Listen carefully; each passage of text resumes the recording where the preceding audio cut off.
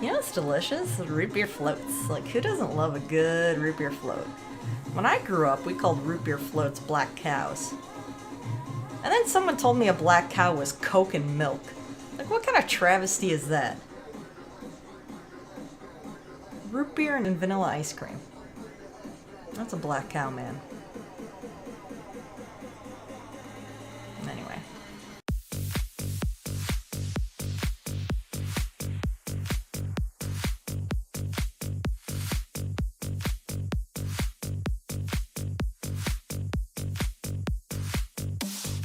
I've always wanted to do a book review one.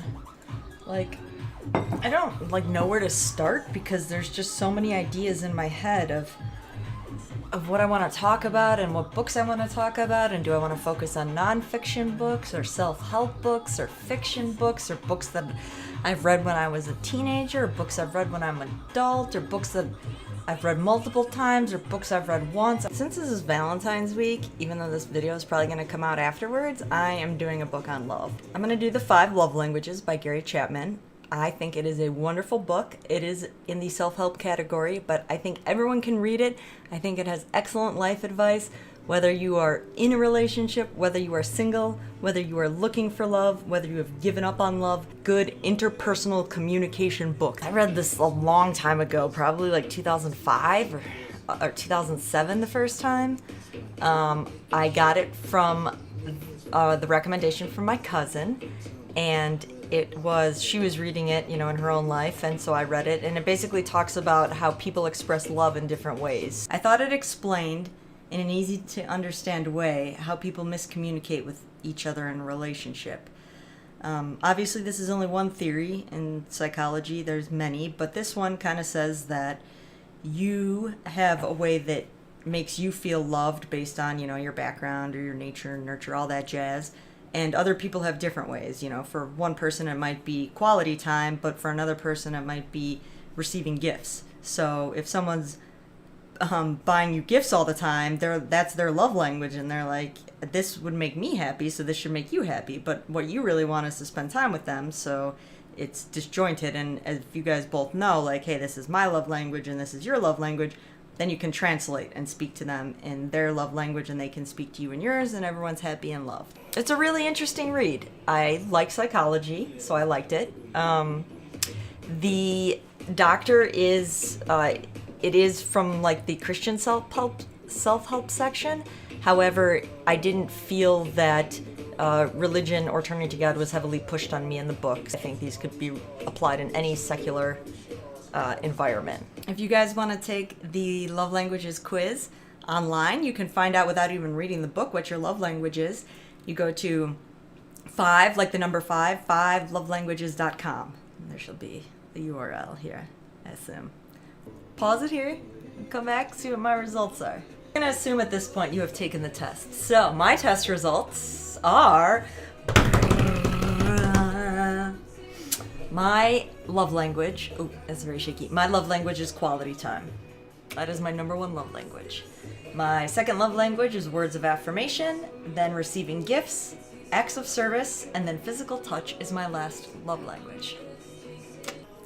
Just to explain this a little bit more, I want to get into a little bit of depth on what each of the love languages is, just because I think it's really interesting and I like the concept. So I just want to, in my own words, kind of explain what each of these mean to me. Quality time is my primary love language, and it's the one that I value the most. Quality time, a lot of people think, is very simple. I sit on the couch with you, we watch a movie, we're spending quality time together. And that is not exactly quality time. Quality time is you focused on me. You carved out this time special for me, and you are focusing on me, and that's quality time. One of my favorite quality time activities, the way I know that I'm loved, is my mom often calls just to check on me and see how I'm doing, and we talk, for 45 minutes or an hour or whatnot, and sometimes it's about nothing, or sometimes it doesn't start out with anything, but I can just talk to her about my day or what's going on, even if I didn't plan to tell her anything, or I wasn't going to call her with the intention of telling her anything, just that she carved out that time and sat there with the intention to listen allows me to like open up, because it's focused on me. It's undivided attention.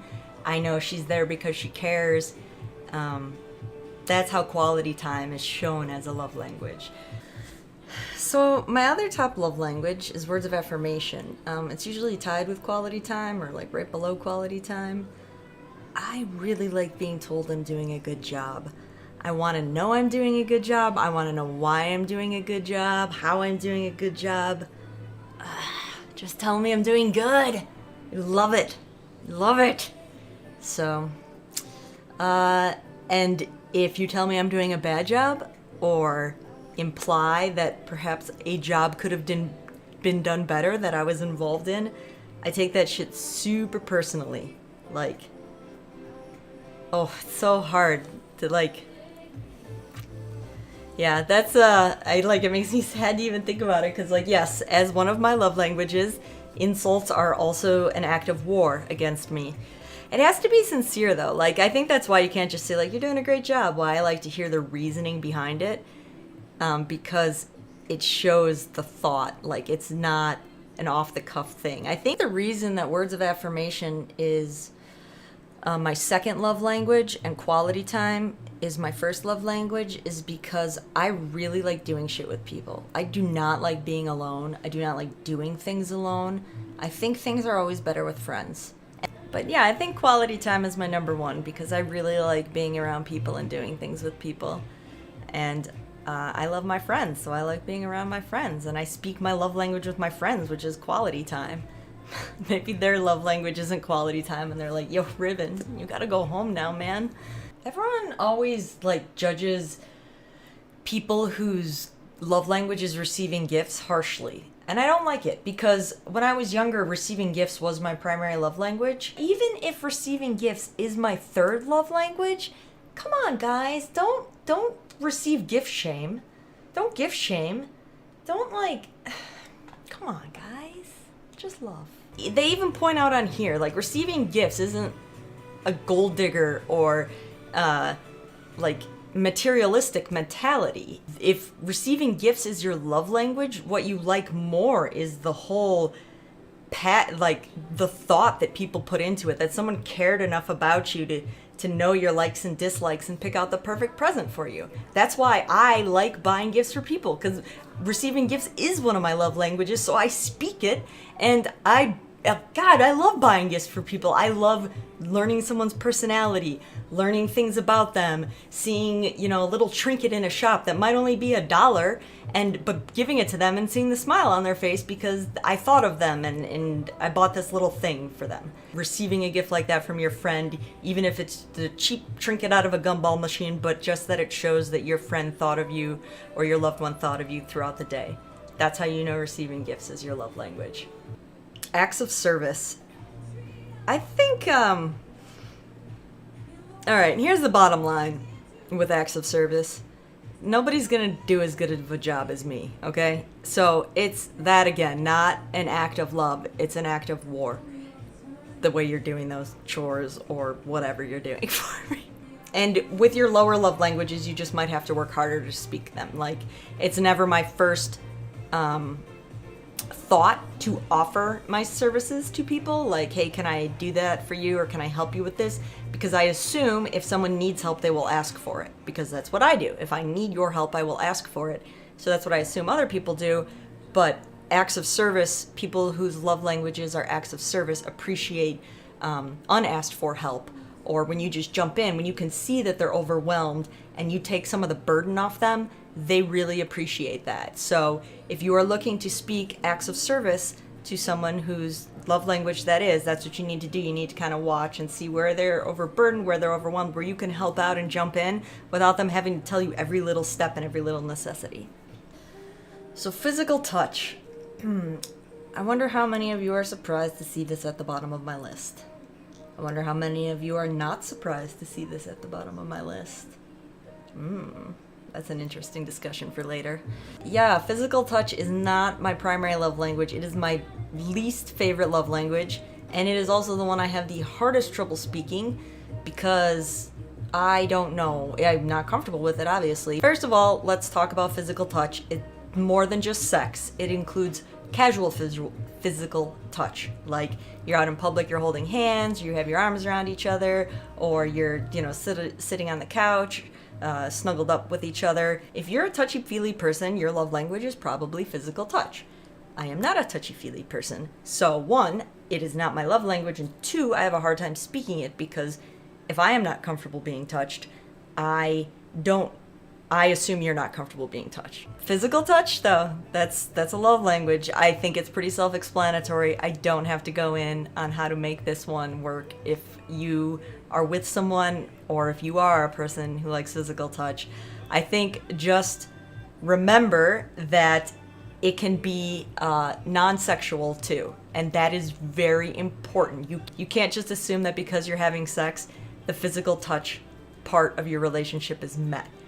There are parts like back rubs, massages, like I said, holding hands in public, kissing them when you get home from work, giving them a hug before you leave, all those types of touchings is very important and shows truly that you are speaking their love language, and it will make them feel loved. That is how you portray the physical touch love language effectively. More importantly than me, what did you guys think of your own results? Were you surprised by your own results? Did you expect them? When you were taking the test, were you thinking of someone else in your life that the questions could apply to too? Have you started to maybe apply love languages to different people in your life now? I can definitely look at my close friends and family now and know whose love language is whose, or have an idea of whose love language is whose. And it helps me. I think it helps me connect with them on a better level. That's one of the reasons I was really happy that I found this book. I think it's helped me a lot over the years, and I've recommended it to so many people. I recommend it. You guys definitely check it out.